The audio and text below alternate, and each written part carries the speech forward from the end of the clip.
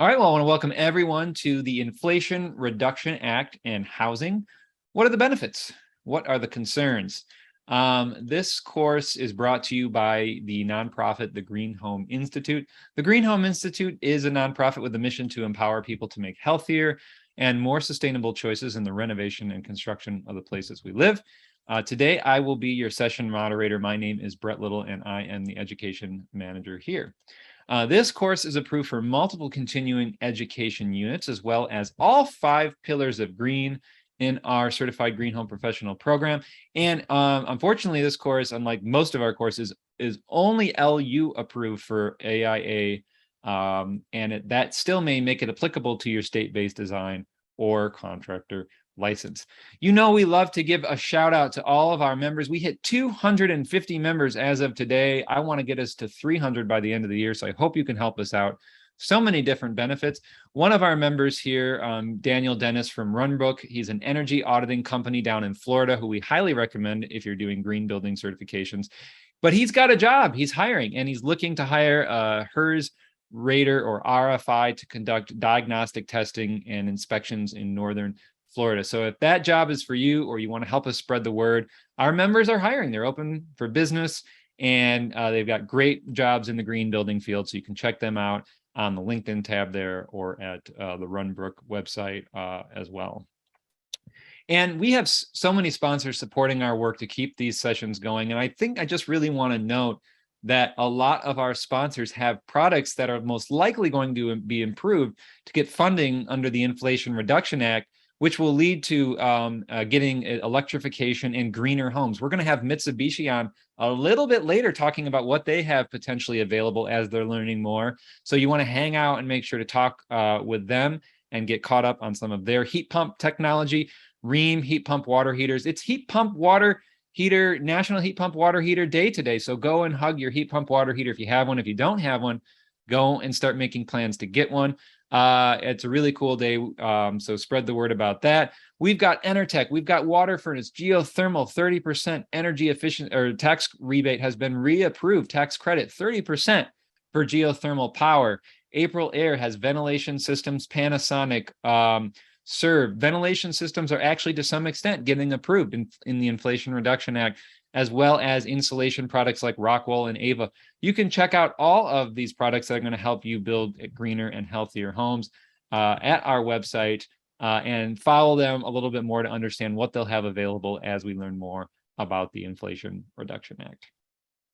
So with that, I really want to get into it. I'm super excited for our speakers today, McKenna, Jamal, Brandon, and Skip, and they'll be speaking briefly a little bit, and then we're going to get into some of your questions from there. We're going to go through each one of them and what context that they and their organizations add to the Inflation Reduction Act, and how you can continue to follow them and learn more as we receive more information. So here's the truth, if any of you are not aware of this. The Inflation Reduction Act was passed just a couple of months ago under the Democratic-controlled Congress, State House and Senate, and signed by the president. And this bill was part of budget reconciliations. And so with its name, it's important to know that fossil fuels and energy use are inherently inflationary, in that a lot of our inflation problems, not all of them to be sure, but a lot of our inflation problems are because of high energy costs, because of our reliance on fossil fuel systems, gas, electric, coal, methane gas, you name it. And so the idea here is that we can get ahead of these inflation items through this bill to help expand renewable energy technology and electrification technology throughout. This is really a bill that's been approved for the next decade. So this is to help stymie these energy inflation that could only get potentially worse if nothing was done about it. So we're going to be starting to talk about what we can expect to see in 2023 and for the next 10 years through this bill, and how people can get access to it. And also what's important to know is equitable access. The federal government often passes programs that are not equally distributed to everybody. This one is assuming we work together to make sure everyone gets equal access to this funding, is not left out. And it's also important to know where this funding might fall short and how it might impact those that are experiencing poverty or BIPOC communities, and what can be done about that. So we're going to have this sort of first level conversation, but there's going to be much more to come. Maybe we'll have some of our guests back next year because there's going to be a lot more to talk about as we learn more. So with that, I'm going to hand it off to our first speaker, Jamal Lewis with Rewiring America. Jamal, glad to have you on. Please take it away. Thank you. Thanks, Brett, and thanks for the opportunity to speak here today. I'm Jamal Lewis. I'm with Rewiring America. I'm Director of Policy, Partnerships, and Equitable Electrification. For those of you who don't know about Rewiring America, we are an organization that is advocating for economy-wide electrification.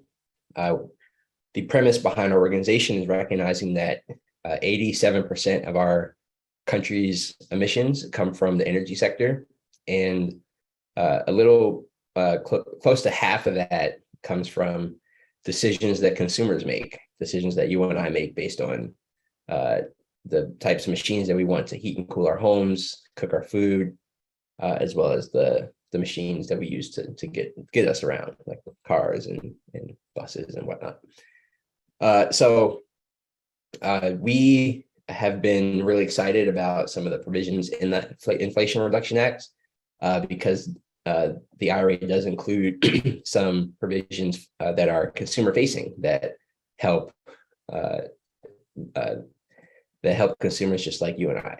So I'm going to talk a little bit about those provisions right now. So the Inflation Reduction Act, as Brett was saying, is a really landmark bill. It's the largest investment in our energy infrastructure and the largest investment in climate in our country's history. There's a lot in there.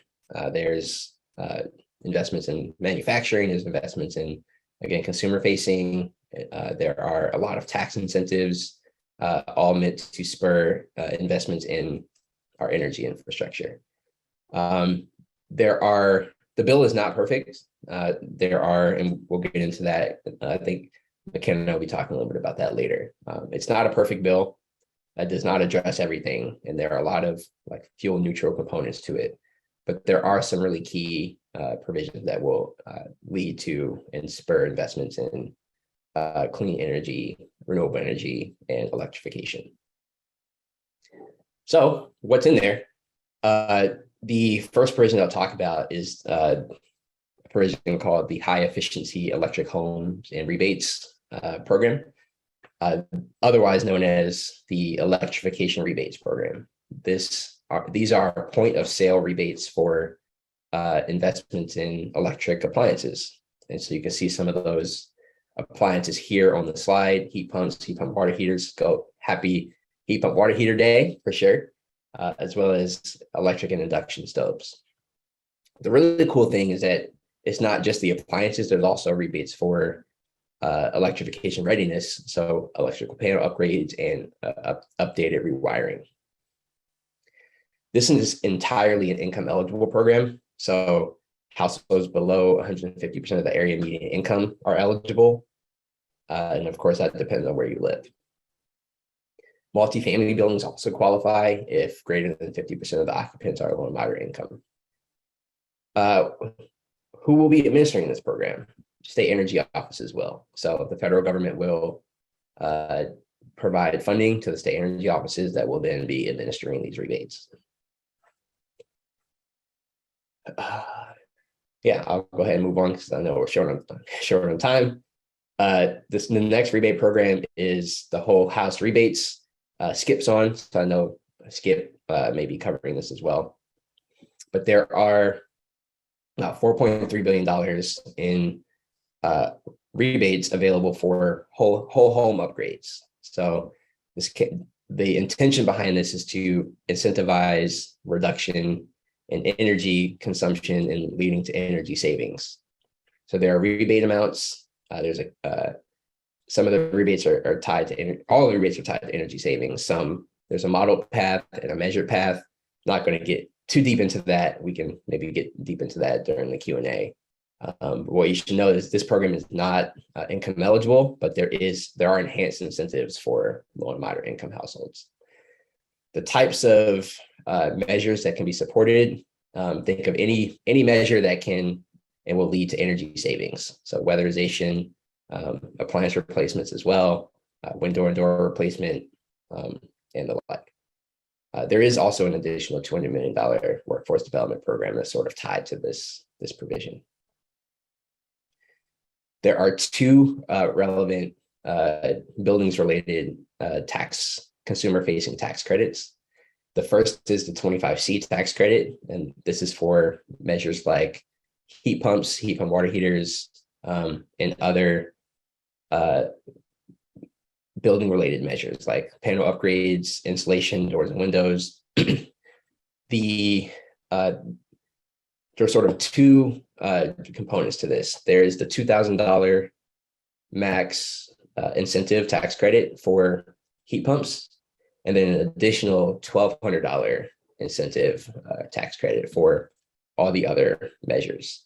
So in total, in a year, you could get up to $3,200 in tax credits for qualifying upgrades. This tax credit resets every year, so it's meant to incentivize planning for your electrification journey, as well as incremental changes. So if you want to do your heat pump water heater this year, this rebate currently exists, but at a lower amount. The enhanced enhanced incentives, the $3,200 max, doesn't start till next year. So if your upgrades occur in 2023, you'll be able to claim it on your, when you're filing your taxes in 2024. So in theory, you could do your heat pump water heater in 2023. You could do your heat pump space heater in 2024.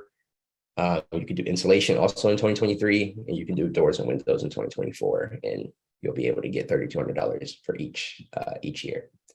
This does cover purchase and installation, and unfortunately, these are non-refundable, which makes it really hard for lower income households to access because it requires tax liability in order to access it. And the same goes for the 25D tax credit. This is for renewable energy sources such as geothermal, solar, and battery storage. This also covers purchase and installation costs. The geothermal heat pumps and solar panel, those credits for those measures are available now. So any installations that you've done for geothermal heat pumps or solar panels in 2022 is available for the 30% tax credit when you're filing your taxes in 2023. Battery storage doesn't become available until 2023. And then the last two programs I'll talk about, there is an additional $1 billion for energy efficiency and water efficiency upgrades in HUD assisted housing. So thinking about voucher recipients, Section 8. So these are like privately owned homes where the renter is receiving HUD assistance. So there's $1 billion available through 2028 with the authority to issue up to $4 billion in loans. This provision does also allow for building electrification as well. So it's a really good resource for renters and for low and moderate income households.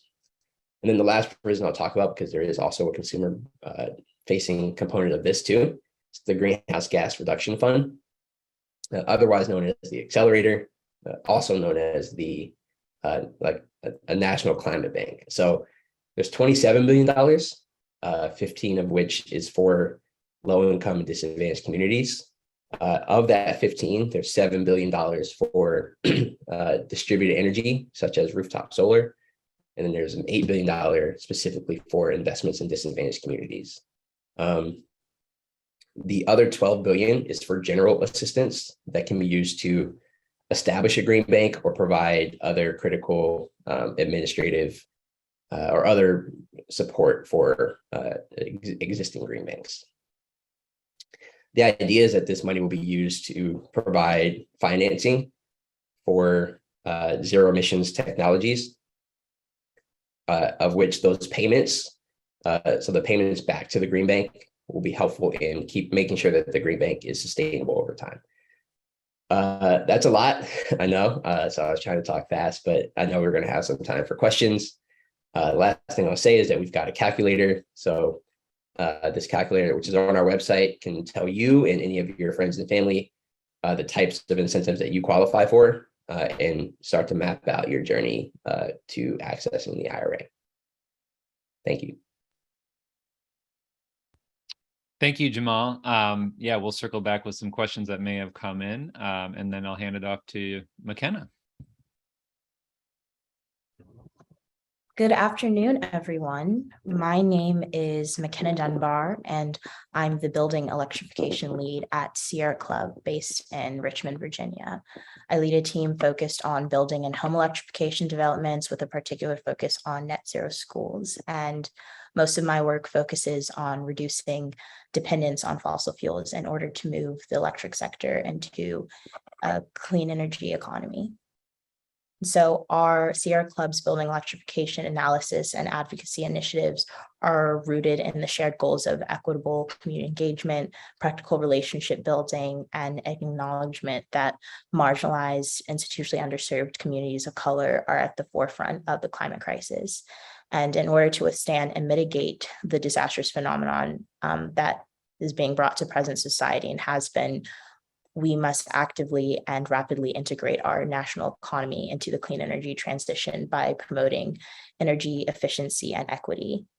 And as Jamal noted, the IRA includes $228 billion in appropriations and an additional $324 billion in tax expenditures. And most of these provisions are energy, environmental, and climate oriented, even though there are inclusions for changes regarding Medicare and corporate tax laws. And the legislation contains direct appropriations amounting to $145 billion compared to the whopping $270 billion in energy-related tax expenditures in order to incentivize the private sector to deploy, expand, and implement substantive change as it relates to the clean energy transition. Specifically, as it relates to the EJ components of the bill, there are three that I would like to highlight. Under an EJ investments in Title III, Banking, Housing, and Urban Affairs, Section 30001, titled Improving Efficiency, Energy Efficiency, Water Efficiency, and Climate Resilience of Affordable Housing, has around $1 billion of funding. Under EJ investments in Title V, called Energy and Natural Resources, Section 50122, titled High Efficiency Electric Home Rebate Programs, has about $225 million in funding. And under EJ investments in Title VIII, Indian Affairs, Section 80003, titled Tribal Electrification Program, has just about $150 million in funding. It is important to note that while this substantial piece of legislation is quite monumental, it is equally important to speak about the incongruencies and limitations that the bill presents to frontline communities, especially with regard to investor-owned utility interests alongside oil and gas ones. And seeing that the structure and streams that these expenditures and appropriations be fast-tracked to, it is difficult to gauge whether or not the capital, whether or not this capital to the private sector will be effectively deployed in a competitive market. I also would like to note that there is around $2.8 billion in environmental justice and climate justice block grants for community-based nonprofits and other eligible partners. But the EPA dictated that the money must be spent before mid-September of 2026, and that the awarded grants can only last up to a period of 3 years. And while the IRA seeks to invest over $50 billion into clean energy tech and improvements that seek to lower our collective energy bills, this piece of legislation also includes compromises that were added during final negotiations in the Senate. And in a mid-August address of this year, the Green Leadership Trust put out a statement regarding their immense concerns about the Inflation Reduction Act. Basically, they stated that they were concerned that the majority of mainstream environmental organizations and other institutions in that space, in the adjacent space, have really failed to elevate these concerns. And some of these concerns outline an oversight in community-based community and financial institutions like CDFIs, MDIs, and credit unions, and that this piece of legislation basically prevented them from directly benefiting from the funding streams. Other points surrounded how, and this is previously, but other points they brought up surrounded how Manchin's side deal was attached to the IRA. It would have required the president to prioritize 25 projects for the truncated environmental review. And of these 25 projects, legislation required 19 of them to be fossil fuel or mining projects to be expedited, while 6 of them would just be energy projects that would focus on energy generation without the use of fossil fuels. And despite providing generous tax credits, the piece of legislation ignores the pocketbook incentives for average, everyday working people to shift away from fossil fuels. Then that's included with mass transit and income independent subsidies for switching to electric appliances and other more progressive forms of economic measures. Additionally, using tax credits to subsidize polluters undermines a key source of revenue and also really halts and slows down collective progress towards efficiency and renewable energy as it relates to the equity portion.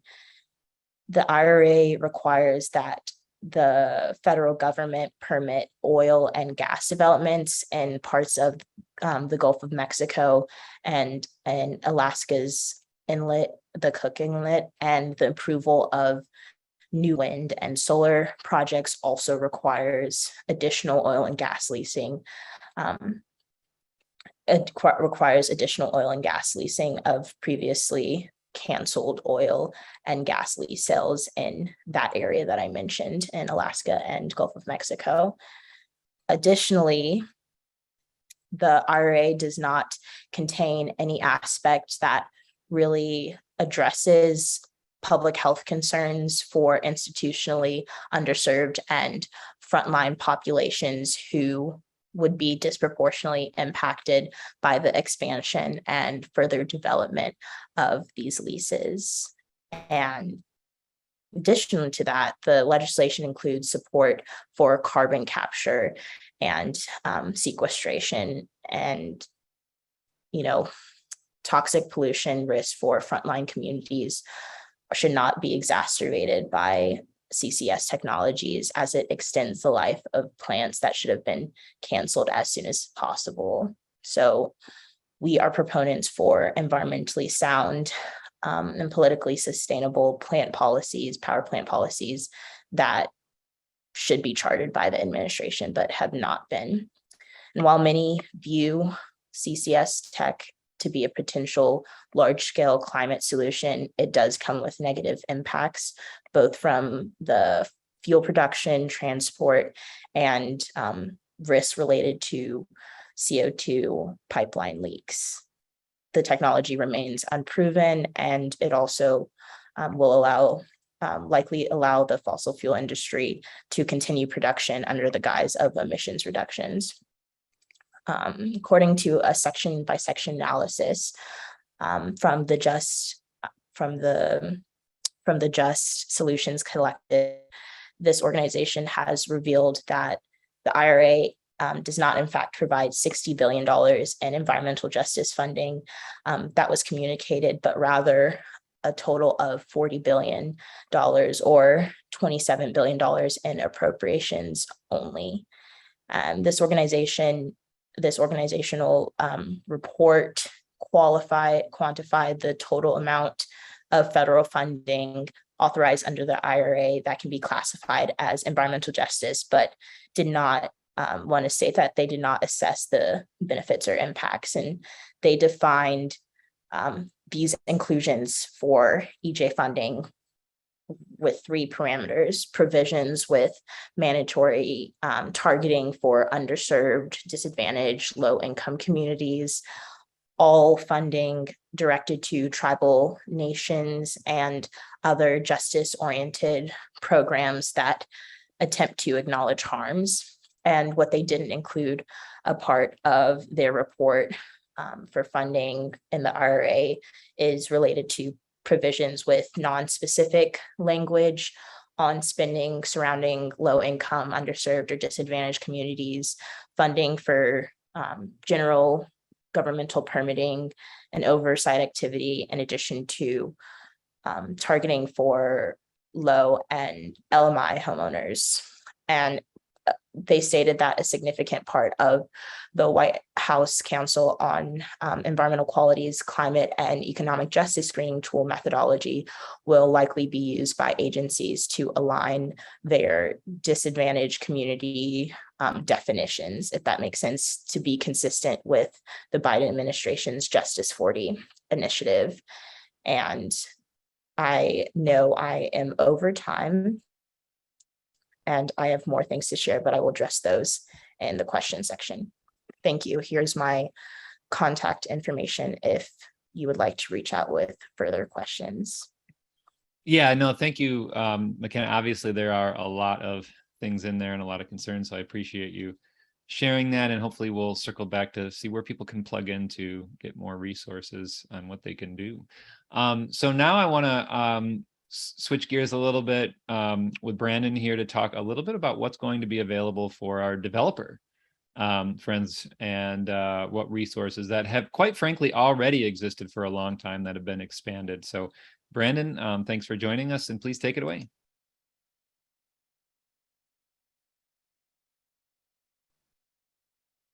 Thanks, Brett. Let me get my screen here set up. All right. So yeah, my name is Brandon Valverde. I'm a director within the Green Building Tax Incentive Department at KBKG. KBKG is a specialty tax incentive firm, and we work with CPAs to assist their clients and give them an extra sort of tool in their toolbox to help maximize, incentives. We focus on cost seg, R&D, and my department, Green Building Tax Incentives, we focus on 45L 179D. I've been with the department and KBKG since 2009. I'm a HERS rater, member of the Real Estate Roundtable's Sustainable Policy Advisory Committee. Prior to working in KBKG, I specialize in DOE2's energy simulation modeling as related to the California's Energy Code, Title 24. At the time, I was a CEPE and a lighting auditor. And I got my career started at Sonoma State within the Environmental Studies Department with a focus on energy management design. And I still have a passion for natural building and passive solar design, which sort of started there, sparked that. All right. So as Brett mentioned, I'm going to go over some of the changes to 45L and 179D that were brought on as a result of the Inflation Reduction Act. I'm going to start with 45L. What the IRA did to 45L is essentially— Just so you know, Brandon, we cannot see your screen if you thought it was being shared. So okay. I had assumed I didn't want to cut you off, but I No problem. No, thanks. Yeah. Thanks. Here we go. There we go. Can you see now? Yep. And then get it going. All right. And then just switch it out on notes, I think. There it is. Thank you. All right. So I'm going to start with 45L. So what the IRA did to 45L is essentially extend it. 45L was it is a tax extender, and it had sunset at the end of 2021. So IRA extended that from 1/1/2022 through now to the end of 2032. It was extended 1 year, 2022 as is. The historical, guidelines and regulations are still in place. It's a $2,000 tax credit per qualifying unit. But next year, in 2023, that credit amount varies. It varies depending on the type of construction. So multifamily, single family have different provisions. For multifamily homes, that tax credit starts at $500 per qualifying unit that meets the Energy Star National Program requirements. And then that credit amount is increased to $1,000 for meeting the Zero Energy Ready Home requirements. And then there's a 5-time multiplier, respectively, for Energy Star meeting those requirements, bumping that credit up to $2,500, and then that $1,000 tax credit for meeting the Zero Energy Ready Home requirements is increased to $5,000, again, for meeting the prevailing wage requirements. Okay. For single family, the tax credit starts at $2,500 for meeting Energy Star National Program requirements, and then increased to $5,000 for meeting the Zero Energy Ready Home requirements. So there's no prevailing wage requirements for single family homes. Okay. The eligible parties are still the same. Home builders and apartment developers can still take advantage of 45L. This includes investors and investor groups who have some skin in the game and hire the contractors to actually do the work. And then those units become eligible when the units change hands initially for the first time. Again, the historical requirements are in place for this year, prior to the end of 2022. So what we're doing is instructing our clients to, for any projects they have sort of, that are under construction or completing construction this year, is try to lease as many of those units as you can prior to the end of this year to take advantage of that, historical $2,000 tax credit, because next year that changes.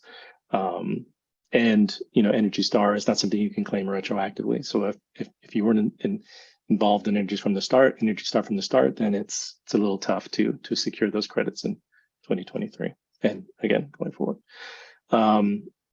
It's the IRA changes take effect next year, and they extend out until 2032. So it's a long extension, the biggest extension we've seen, 45L. And it's great. It's because it's going to give developers the opportunity to plan for it, something that they weren't able to do in the past. For low-income housing, developers, it's going to give them a chance to raise capital. And another good thing for low-income housing is that the basis reduction requirement was eliminated, along with the stories requirement. So now, or previously, there's this applied to just low-rise residential developments. Now that requirement has been changed. All right, so I'll transition into 179D. So 179D, unlike 45L, the IRA did not extend 179D. 179D was recently made permanent. Prior to the permanent extension, it was a tax extender, just like 45L. Now it is permanent. What the IRA did is modify some of the existing requirements, the incentive amount, and it sort of expanded the eligible buildings. So it still allows for an immediate tax deduction for commercial buildings, but like I said, it expanded that reach to include more buildings than ever, more building types than ever. The modifications impact projects that are placed in service in 2023 and going forward. One of the big things that there's no longer partial deductions.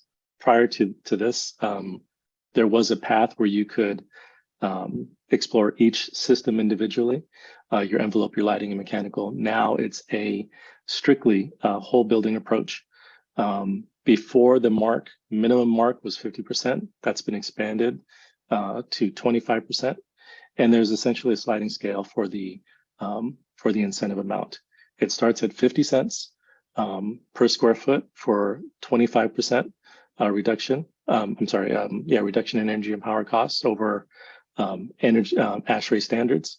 The ASHRAE standards that you're compared to vary based on the project, and they start at 50 cents, and then they increase to $1 for hitting that 50% mark.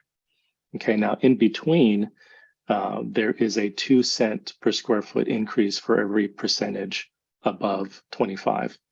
So 26% gets you 52 cents, 27% gets you 54 cents, and so on and so on. And just like 45L, there is a 5 times multiplier on each of those marks if the prevailing wage requirements and apprenticeship requirements are met.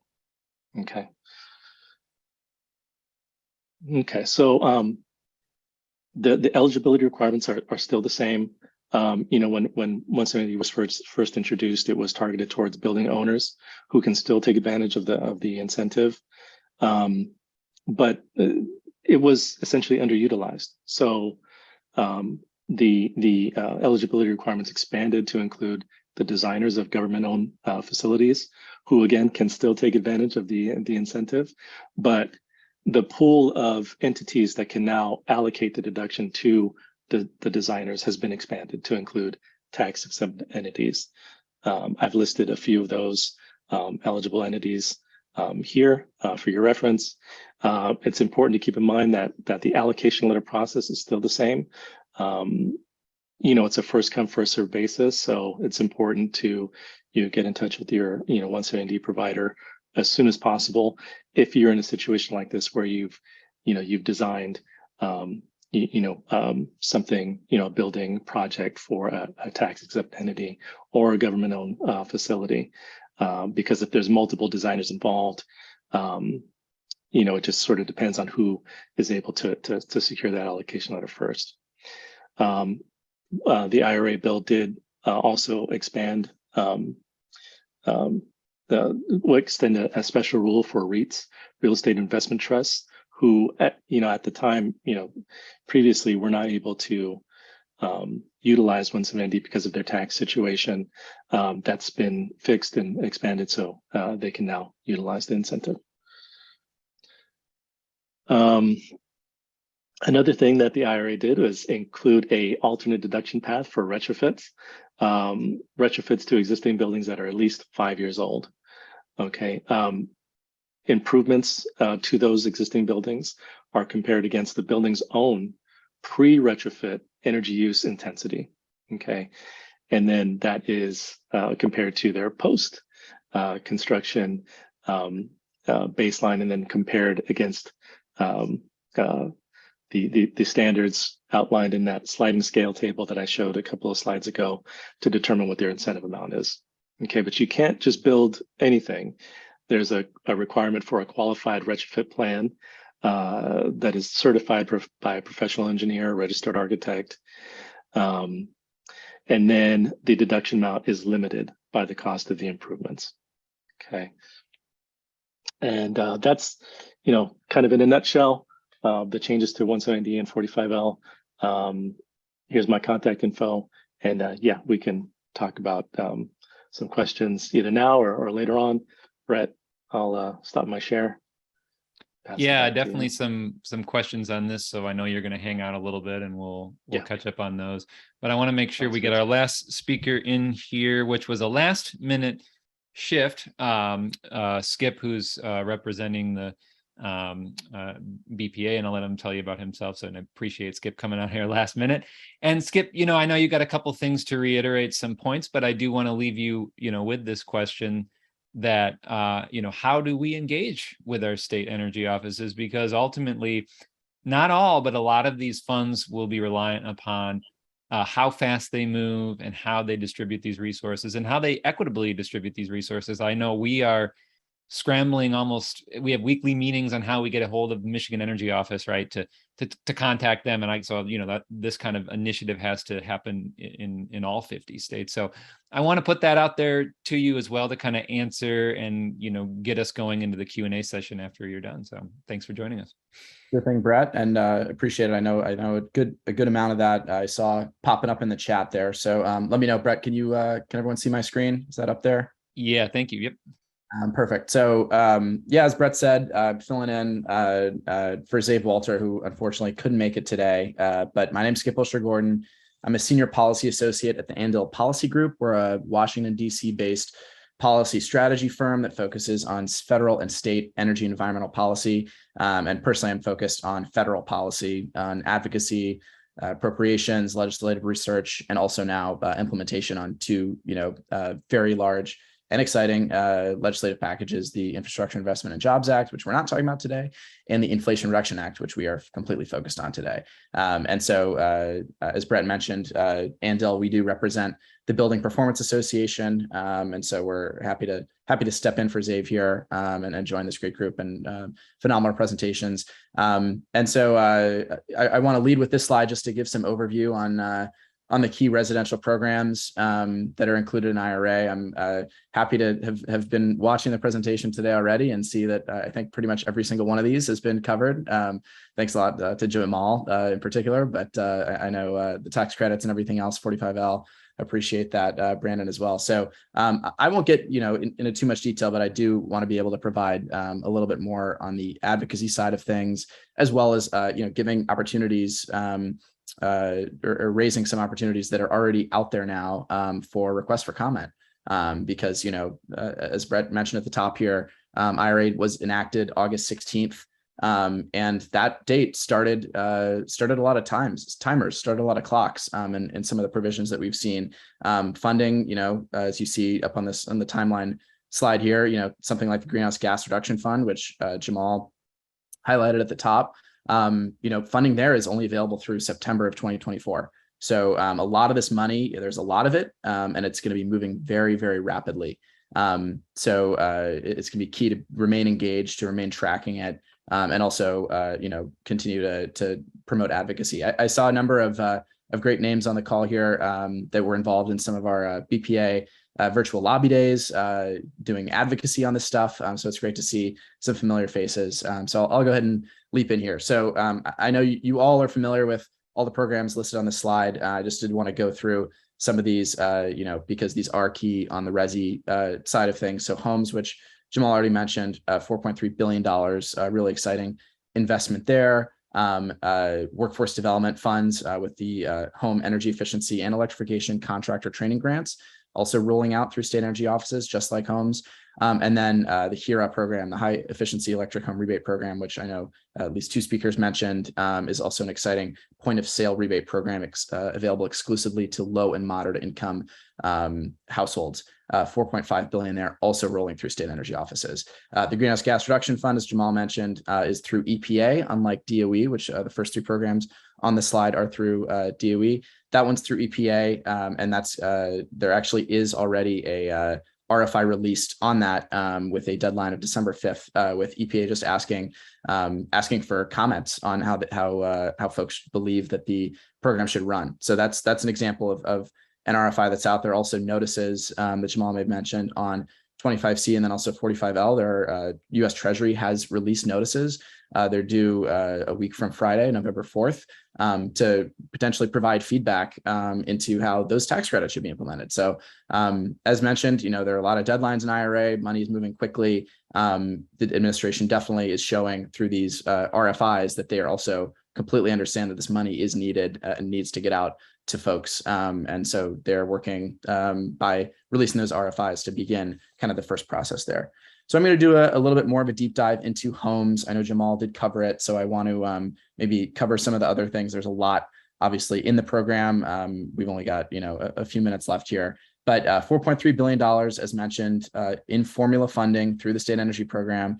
So that's the formula funding is the SEP, State Energy Program formula, which divides up funding based on state population, based on state energy use, and then also just gives each state equal proportions as well. So it's all kind of broken down that way, how states are going to be receiving it. But as Jamal mentioned, and I saw in the chat as well, states are going to have to apply for this funding. And that's going to be a really key part, because I know that there are, concerns out there about some states, not potentially applying. There are also challenges related to existing state infrastructure, state energy office infrastructure for supporting, potentially millions of dollars flowing into their states. A number of states, state energy offices around the country, might have fewer than 10 employees, might have fewer than 5 employees, who are now tasked with potentially, supporting distribution of millions of dollars. That's going to be a really big challenge. And that's something that the Building Performance Association, other clients, and the Intel Policy Group are very engaged on, as I know advocates on this call are as well,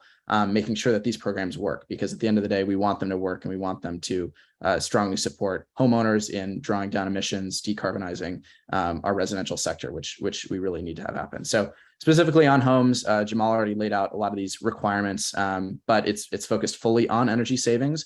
The more you save, the more you can earn. As Jamal mentioned, rebates double for low and moderate income households. This is available to market rate customers, but there are those enhancements with potential doubled rebates for low and moderate income households. And there also, I wanted to flag, there's a prohibition of combining rebates provision here between this home rebate program, the HOMES program, and the high efficiency electric home rebate program. For the same measure, funds cannot be combined. So, a lot of this is going to be worked out in DOE guidelines, with figuring out, what the same single upgrade looks like. Initially as conceived, as a broad note here, the IRA, passed via budget reconciliation, as Brett noted.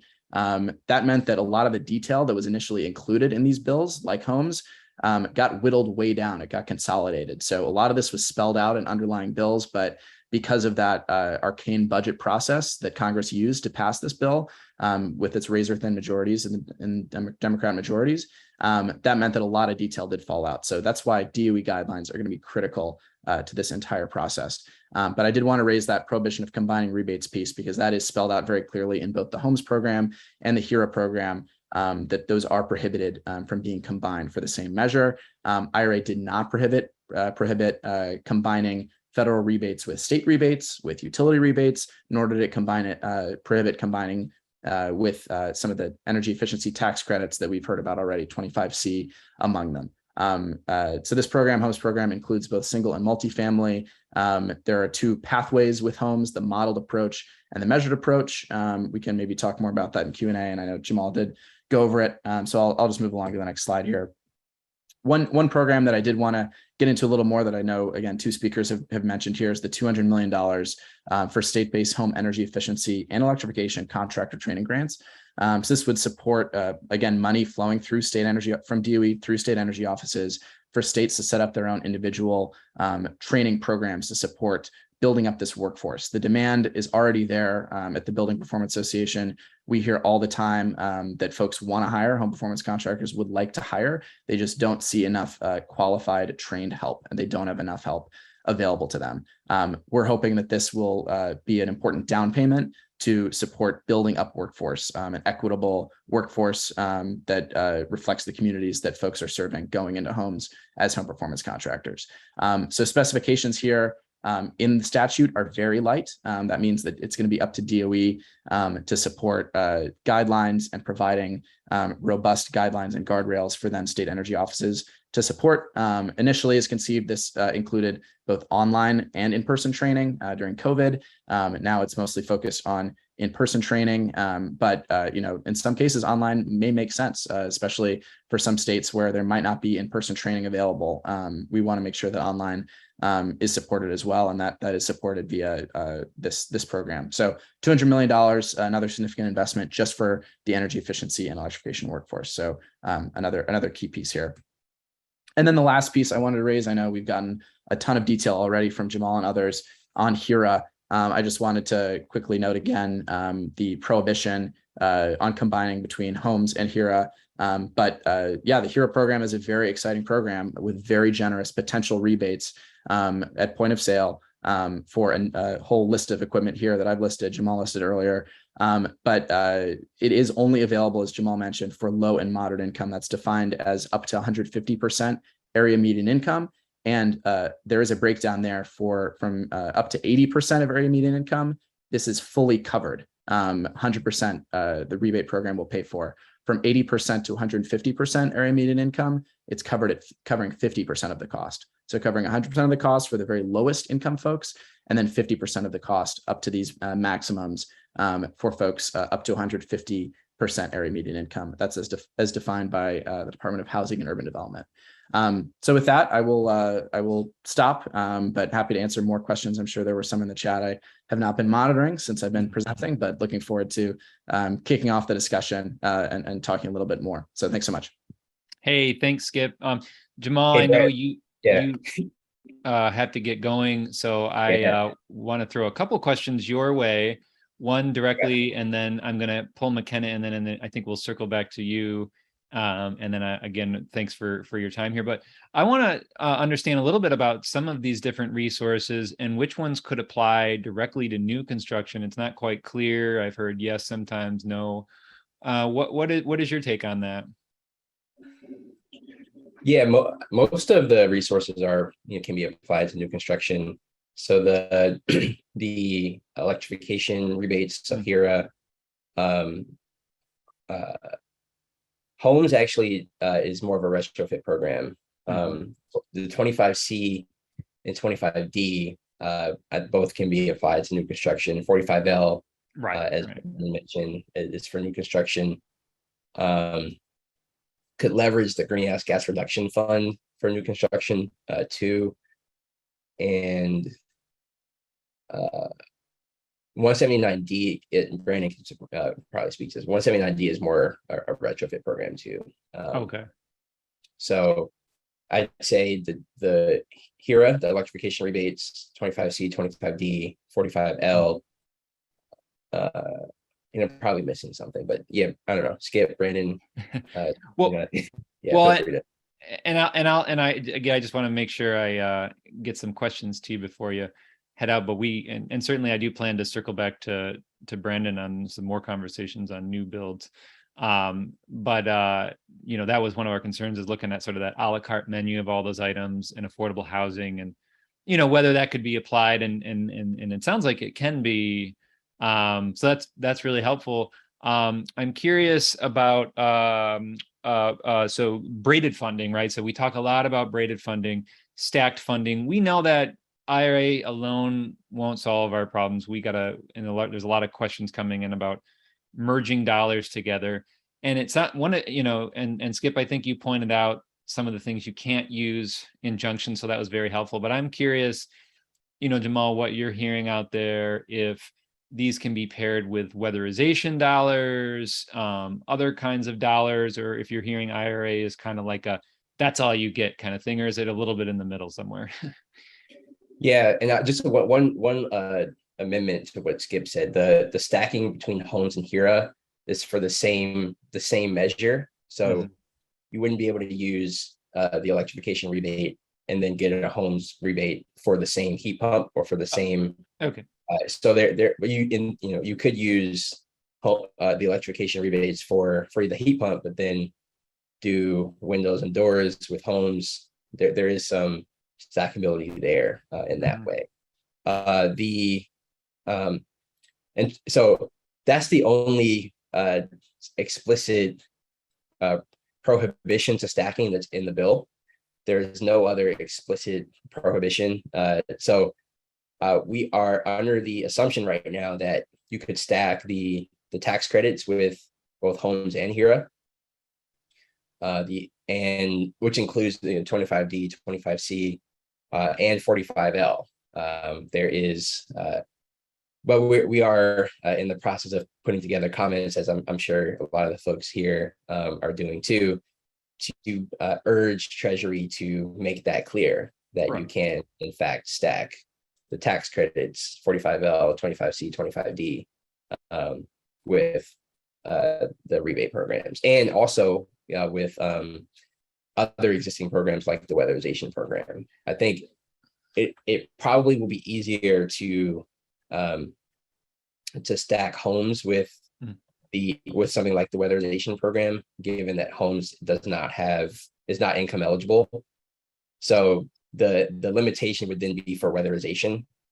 And because homes includes everyone, you could, in theory, perform weatherization, perform some of those measures that are cost effective, and then circle back and do other measures through the homes program and receive a rebate on the back end. So that, I think that's something that we're looking at. We're also looking at stacking with HERA too.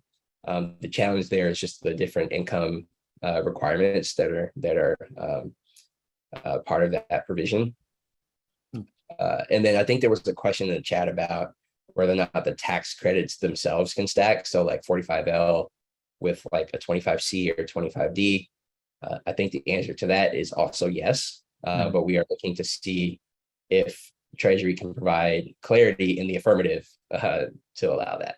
Yeah. So obviously anyone who's watching this pre-November 4th, at least for now, and I posted some links in the chat, Treasury's looking to hear from you, and you're probably reading all this like, well, what do I say? So maybe that's a good starting point, right? Is it tell them to clarify the rules of stacking funding and allow these things to happen? Would that maybe be a good starting point for people? That is an excellent starting point, and I would urge as many people to comment. And even if you just say that would be helpful, because that is one of our main priorities, in our comments to Treasury. Great. Well, Jamal, I know, like you said, you had a hard stop. So, if some questions come up still and you want to answer, but if you have to get going, I do appreciate your time and Rewiring America. Check out Rewiring America. So much great stuff coming and so many great resources. And that calculator too, I think is hopefully really helpful for you all to start planning some projects when the funds start coming down the line. And we'll post a link to that as well. So. For sure. And I'll just say, you've got some excellent resources here with Skip, Brandon, and McKenna, and Dana too. Yeah. Dana is awesome. I'm sad to miss Dana's talk too, but good to see you. So yeah, reach out to all of us, and it's a collective effort. So, no one person or entity is going to be responsible for successful implementation of this. In fact, it's going to be all of us. So I encourage all of you to engage both with the federal government, states, localities, and making sure that all the resources are getting to those who need it most, and we're able to do that in the most efficient and effective way. So thank you for having me. Thanks, Brett. Yeah, thanks, Jamal. And Thanks, Jamal. So we're going to keep hanging out, though. We've got a lot more time. So for those of you who are needing to go for the sake of your CEUs, if you've been here the entire time, you are approved on that. So I just wanted to let you know. But we do encourage you to keep hanging out, keep asking more questions, because we're going to stick around, and we're going to hear from a manufacturer as well to talk about what kind of heat pump technology is going to be applicable. So I want you to stick around for that. But just a real quick, that you will be able to rewatch this session if you have to go or want to share it, and you want to catch the rest on our YouTube channel. For those of you listening to this in the future, not right now, on demand, go ahead and head over to our Thinkific channel or USGBC channel. Take your quiz with an 80% passing rate. You will receive your certificate. For those of you who have been here in person the entire time and logged in appropriately through Zoom, you can check your spam for certs@gutenbergcerts.com. Go ahead and mark it safe. You will receive your certificate of completion for attending. And as always, before we get into more of those questions, we have to say a big thanks to our board of directors, all of our volunteers, our executive director, Jose Reyna. 250 members we hit as of today. Help us get to 300. And then all of our sponsors, especially Mitsubishi and Rheem, April Air, many of our top tier sponsors have products that are going to help you make healthier homes, better energy efficient homes, and qualify for IRA funding. So make sure to check them out. So McKenna, I want to pull you in here, and I know one big concern is, even if like heat pumps were free, right? Like, let's say they were just flat out free, the HVAC installers were paid to install them, and set aside the fact that the HVAC installers still need training and education and awareness. Like, we're just going to set that aside and pretend we live in a world where they all love heat pumps. They're all 100% free. We're in a world where a lot of people who are in communities where they're experiencing poverty, BIPOC, so that's, for those of you who don't know, Black, Indigenous, people of color, they are, in many times, especially in cold weather climates like where I live, on grids with excessive energy costs for electricity that are going up from inflation. And sure, methane gas is going up 3,000, 4,000. I don't know, it's a huge percentage, but it still isn't matching electric rates. So even if the heat pumps were free, let's say, people, aren't able, in many cases, they would still have a higher energy cost by making the switch. So what are you seeing out there? What kind of concerns are out there in regards to what kind of advocacy is being done around this? So. Of course, thank you for asking me this particular question. I find that in conversations surrounding heat pump technologies, many of us tend to highlight just the positive attributes of heat pump installation and how overarching fuel costs lessen. But again, like you mentioned, heat pumps will raise your electricity bill. And in the example that you gave me, if we didn't have upfront costs, if a community didn't have upfront costs and getting a free heat pump, there are also installation costs that really vary based on whether or not you already have the specific ducts and whether or not the new installation requires major renovation, which directly translates to higher costs. Another consideration is the age and the effectiveness of the electricity panel and whether or not the actual home can handle the surge in electricity use. And upgrading a panel comes with additional fees in order to accommodate that new equipment. And while electricity costs for heat pump operations are around 39% below cost for their natural gas gas counterparts, which I would like to mention because that is great. Even with a less efficient heat pump, costs are around 11% lower. And while all this news is great, heat pumps fundamentally will raise electricity bills in communities across the country, especially in cold weather communities, but will lower costs for other heating fuels. And if used daily, it is estimated that a single unit heat pump, also known as a split to split, will increase your electricity bill by anywhere from 50 to 120 a month, which can surely add up over years and years. And heat pumps do not operate as efficiently when temperatures drop to very cold climates, and their typical temperature where they're most effective at is when it's above 40. I would like to mention, though, that first wave heat pumps from decades ago worked well in moderate climates, but struggled to work when temperatures dipped below freezing. But with new energy efficiency and performance standards, the reputation that had stuck in the past, we all have to work on changing the messaging and improving communication surrounding heat pumps. And again, today is National Heat Pump Day, which is fantastic. And there are so many organizations who are doing that work, but we all need to collaborate more effectively together, especially in terms of narrating this perspective and directly supporting frontline communities who are not aware of the great benefits of heat pump technologies in certain cases.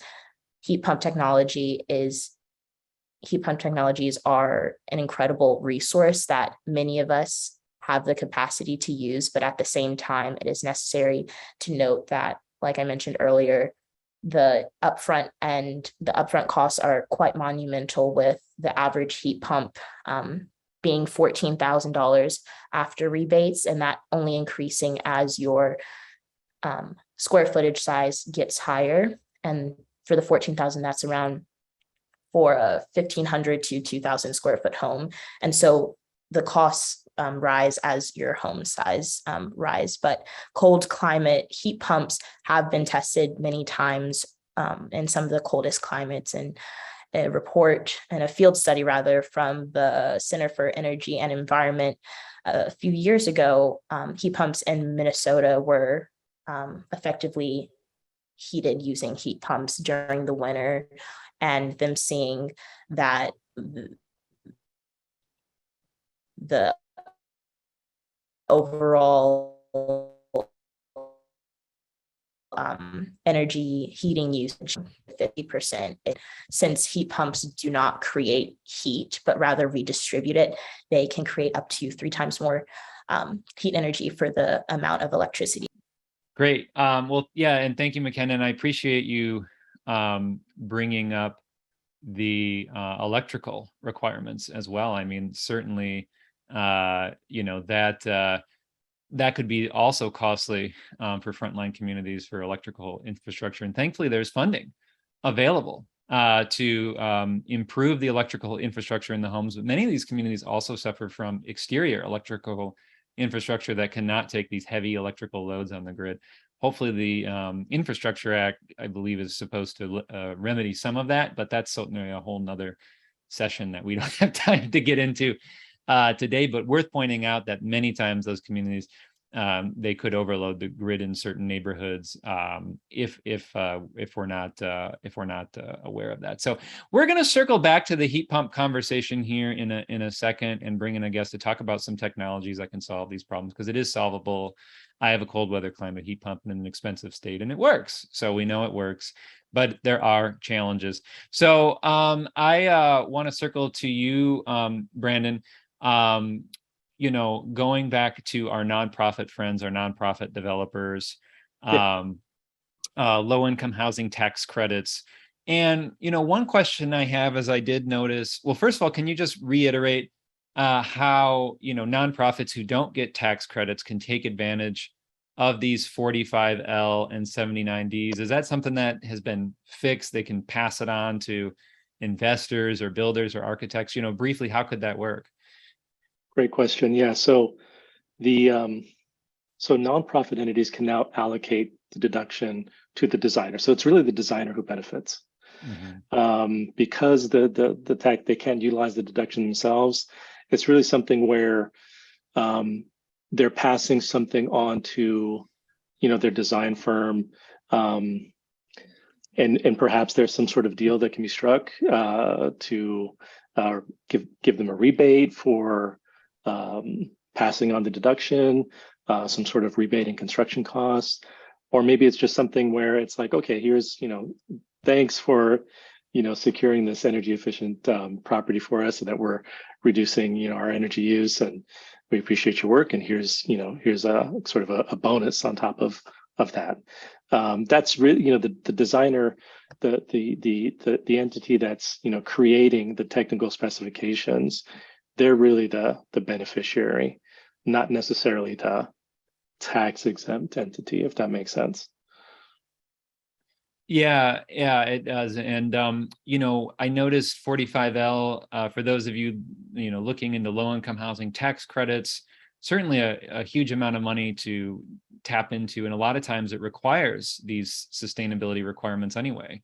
So you may already have to be doing some of these things that give you extra IRA dollars. So I see 45L sort of solved for that, mentioning it doesn't reduce the basis. But what about 179D?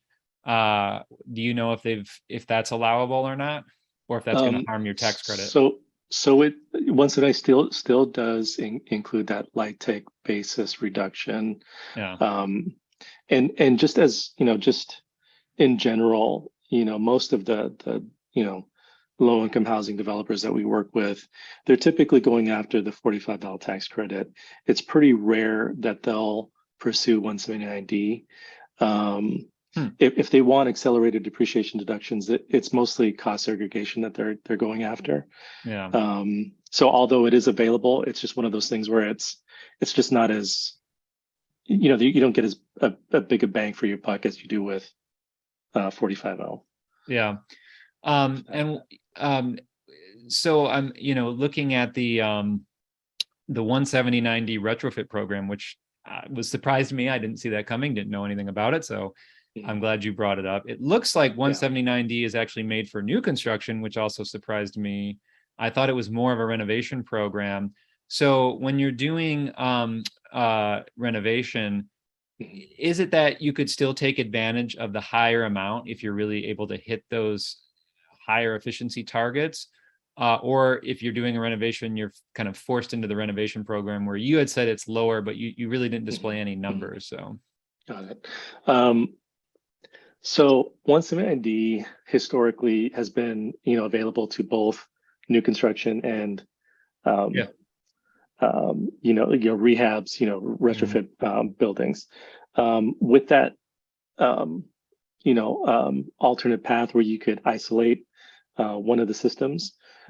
Say you're retrofitting your lighting, you could go after just the lighting approach. But it really wasn't targeted towards or benefiting retrofit projects because the building's existing baseline, their existing conditions wasn't used as the baseline. It was still compared against ASHRAE. Right. So even though you were eligible to use, 179D or approach, or attack 179D with, a retrofit project, it really wasn't set up to benefit, retrofit projects. So this has been sort of expanded.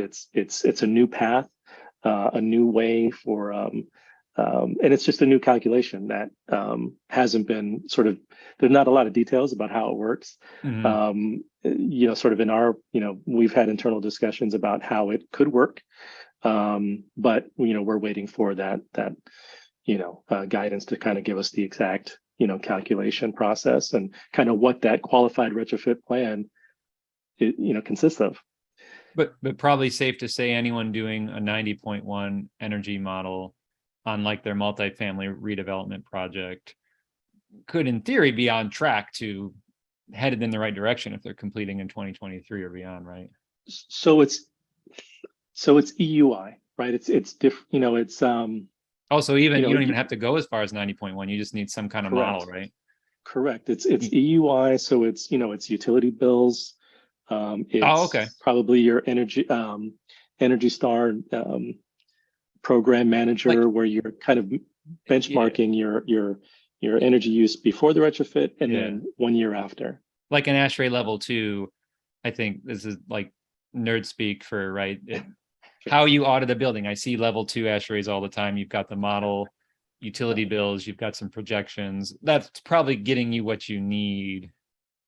Right, but again, that how that calculation is performed or what that's going to look like is something that the guidance will probably dictate.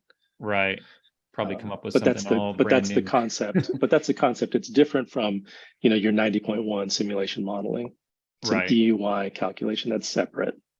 Right. Yeah. Yeah. Well, real quick, I wanted to make sure we talked about for our nonprofit folks, but thanks for that, Brandon. I want to pull in Dana here is going to jump in, and I appreciate kind of jumping in last minute to kind of circle back to these heat pump technologies. Obviously, one of the biggest bases of this bill is in the past there was only funding for ground source heat pumps, geothermal, and one of the things we've always were one of the things we were always concerned about is the lack of funding for their cousin air source heat pumps. And so this has been to some extent amended in the Inflation Reduction Act. And even though there are challenges, the reality is that this is a great opportunity to make sure we've got at least air source heat pumps installed in all brand new projects and especially major renovations. And so one question I'm curious about, Dana, and you can talk us through is, what is available, what's required, what kind of resources do you have to help, and where does dual fuel play a role in that, which might, be a solution to some of our cold weather climate challenges?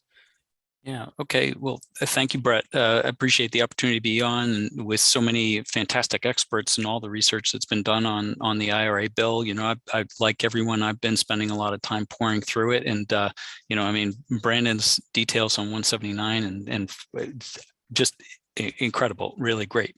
I think I want to bring just a little bit of sort of mathematical reality to some of the rebate programs before I kind of go into the technology a little bit. Whether you're talking about the Homes Act or the HEHARP, incentives for heat pumps, heat pump water heaters, that sort of thing. Each one of those buckets is something like 4.3 or $4.5 billion. And so if you look at the allocation that would be available to all the states, if all the states went out and asked for the funds from DOE, Most states would get something in the ballpark of 30 or 40 million dollars. The largest states like California might get 300 million dollars. So it sounds like an awful lot, but a lot of these, smaller rural states, let's say at 40 million dollars, it really only translates, if you were to give out $8,000 per home, it really translates to about 3,000 to 4,000 homes total. So it's such a small number, and even Massachusetts might be 10,000, right? So it's such a small number of homes, especially if it's spread across a few years. I think there's a very high likelihood that the states will end up submitting plans to DOE based on DOE guidance, which isn't even expected until April or so, where they would leverage those funds into pre-existing low-income programs or programs where they have already identified low-income customers. If they were to just open it up wide and say, hey, anybody come on in, we got $8,000 for you, the funds are going to disappear in a heartbeat, because really, like, we're talking about 400,000 to 500,000 homes nationally that would be able to tap into each one of those programs, representing less than 0.5% of all eligible homes that would be under 150% of median income. So the real big news, at least from the perspective of the heat pump manufacturers and other technology folks, is really the tax credits, because there's no specific limit. And so you can compare that 4 billion, thereabouts on each one of those programs to the tax credits, which could be tens of millions of dollars over the course of that period of time. Now, for the products that are eligible and under the criteria, the rebate program, which I just mentioned, the criteria is for products to be Energy Star. And there's a new Energy Star rating coming out for January 1st, Energy Star 6.1. And it has some pretty substantial changes to the incentive, to the criteria that really restricts it to the highest performing systems. Mitsubishi and a lot of our competitors have, and even conventional domestic manufacturers like Lennox or Trane or Carrier have products that will comply with those standards. There will be products that are available, but it's really at the highest tiers. And the intent, like as was kind of mentioned earlier, there is some concern, sort of some hangover on the capabilities of heat pumps from older technologies that were really only single stage or single speed. Today's technology is dramatically different. I live in Maine. I've heated my home with heat pumps for many years now. I don't know. I think I put my first one in probably 2014. My wife refers to it as a test house. But I don't use any backup heat at all, and my house is perfectly comfortable. And my total heating cost in Maine, running a heat pump throughout the entire winter, 2 heat pumps actually, 2 1-to-1s, for one in the basement, one upstairs. The grand total cost at 21 cents per kilowatt hour was $1,100. Pretty much cheaper than any other means of heating in the state of Maine. And of course, a lot of fossil fuel commodities change in price dramatically. Now, is everybody going to do, ductless in their homes across the state? No, there are ducted solutions as well as dual fuel solutions that can leverage these same hyperheat capabilities that can operate down to extremely low temperatures. We have examples even from this past winter of contractors in Colorado putting on social media that they're checking on houses, that are heated with nothing but a heat pump, and the outdoor ambient temperature was -22 degrees Fahrenheit in the mountains of Colorado, and the house was sitting at 70 degrees Fahrenheit. So, like, the technology is here. It's readily available, and it will be eligible under the Energy Star 6.1. But for the tax credits, the criteria is to meet the highest standard for CEE, the Center for Energy Efficiency, or Consortium for Energy Efficiency. They've been updating that standard and expect their board to approve the new standard within some number of weeks, maybe the beginning of November, for implementation as of January 1st, because that's really when the tax credits kick off. And we're expecting, huge influx of projects. And, the supply chain is a challenge, and we're, along with every manufacturer, trying to boost production to meet the expected demand over the next 5 years. So. Thank you, Dan, for that background on that. And I'm curious, for those who are, either concerned or nervous or let's say the energy model, which is being incentivized, of course, pencils out this way, where, there is a transitionary period. They still want to use their existing gas furnace. You've got some great solutions coming out for that any day, or to some extent already out. Do you know if that will be available? Are you seeing if that could be funded on the outdoor equipment to be paired with like a gas furnace on the inside? There are a couple of manufacturers that have systems that are already dual fuel. We and Daikin as well have. We're coming out with a product that we call the IntelliHeat, which will actually replace. So it's pretty common in a lot of parts of the country for people to have a furnace and then an air conditioning A coil sitting above it.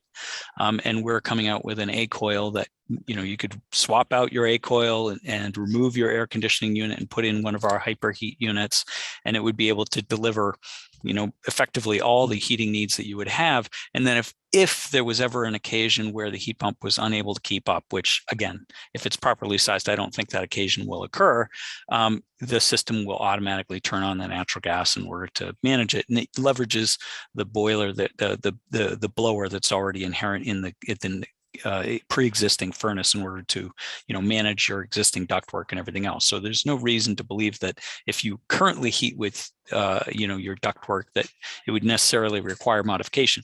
Of course, building envelope improvements, including improvements to ductwork, installation of ductwork, is always a good idea for improved comfort and efficiency. Yeah. Well, thanks, Dan. And anyone interested, we have done a session earlier this year on heat pumps and gas. Cold climate hybrid systems are here. So I posted a link to that, and you can all check that out as well previously. And we hope to do more with you all next year as these start coming out and some of the new technology. So I want to turn it over to you, Skip, briefly, because here's the reality. Where we want to assist people in existing homes, they're going to need to get energy audits, and nobody wants to pay for an energy audit. And then, quite frankly, nobody can afford to pay for an energy audit, but there are some funds coming down the line. And I can't tell, is that 150, is that 300, how that fund comes through and what should be communicated for our energy auditor friends, many of them who attend our sessions, that they should be aware of. So what are you seeing out there?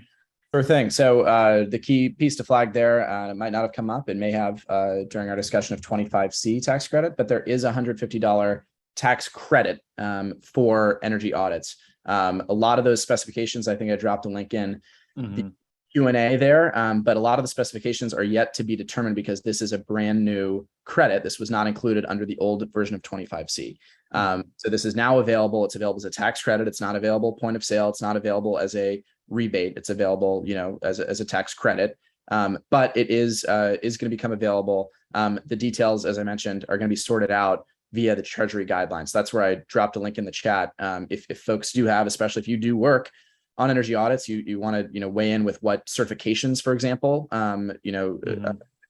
should be eligible because you need to be certified. Then please weigh in. And as I mentioned, the deadline is November 4th, a week from this Friday, to weigh in on that RFI because that is out. That's a specific question. It's actually question 1 under the 25 RFI is what certifications should be made available for those $150 energy audit credits. So essentially, being a tax credit, somebody has to front end the cost of the audit and then receive it a year later. It's not something that the auditor could come prepaid, right? So, okay, yeah.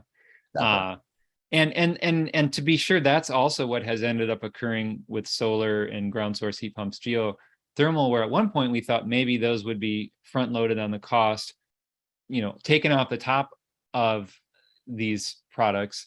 But now it's actually really going to be still continue on as it has as a tax credit. Is that true? In 25D, yeah, exactly. Which is what I'll mention is where those technologies lie. There had been talk about inclusion of that in for example the HERO program, but ultimately those technologies were not included as rebate point of sale eligible. Yeah.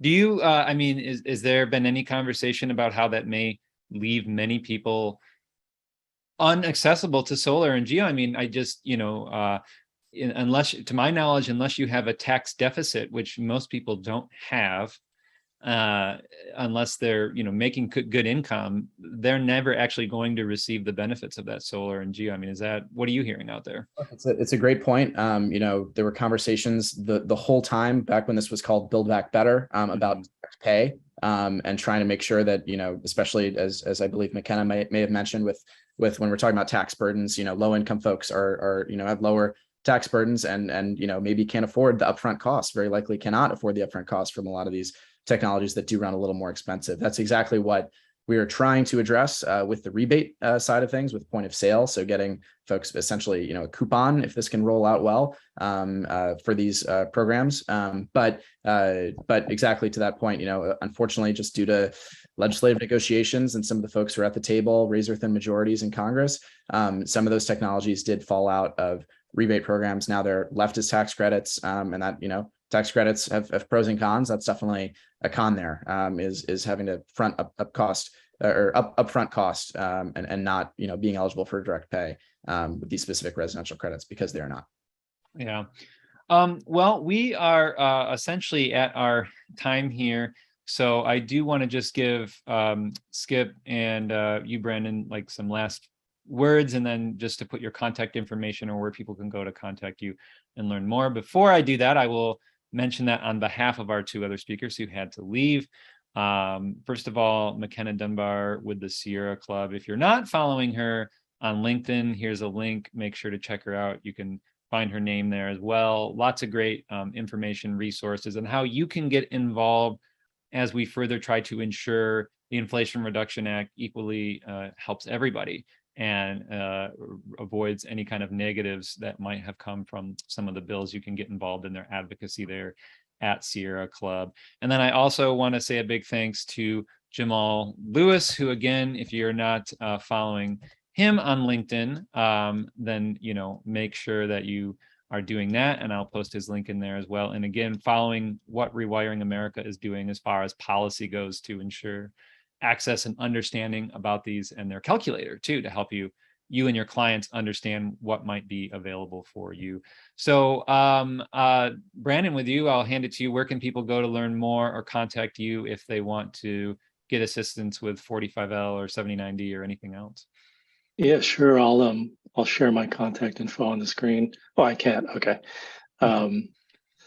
So yeah, my contact information is brandon.valverde@kbkg.com. Feel free to shoot me an email.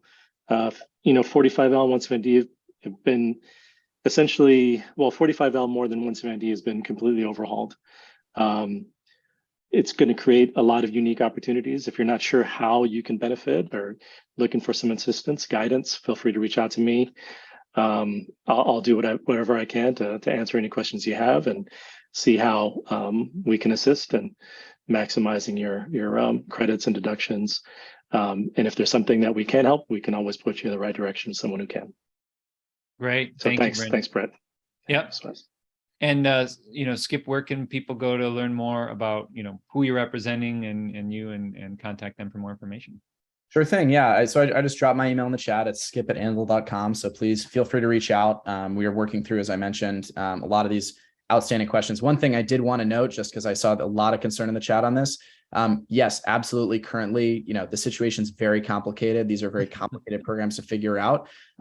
That's why we're having these conversations right now, and hearing, feedback and continuing these conversations is so that we can try to the best that we can. We all want to make these programs work, but so that we, to the best that we can, make them very, very simple, these programs, when it's around the kitchen table with the contractor, with the homeowner, with the household. That's definitely the end goal here, because if it is too complicated, you're not going to have uptake and we're not going to see as much success. So I did want to note that, but I did drop a link in the chat to BPA's landing page on Hope for Homes, which is the name of the initial bill that was encapsulates the homes rebates and the Hope, now just called contractor training grants. So there's more information there, as well as advocacy opportunities, since, as I know, Brett, you mentioned at the top, it's going to be incredibly important to have folks engage with their state energy offices to make sure that their states do apply for and accept the funding to roll out these rebate programs. So thanks so much. Yeah. Thanks for joining us. Yeah, check out BPA. They have memberships and they have great resources on their newsletters. So make sure to sign up for that. So that is it for our October sessions. I appreciate everybody for joining us. Have a great rest of your week. Take care, and we'll see you all next Wednesday. Thank you so much. Bye. Be sure to check out all of our courses available online that you can watch anytime and anywhere to pick up your CEUs. Before you go, make sure to subscribe to us on YouTube to get weekly updates and stay up to date on green building science courses, webinars, and home tours. Thanks again.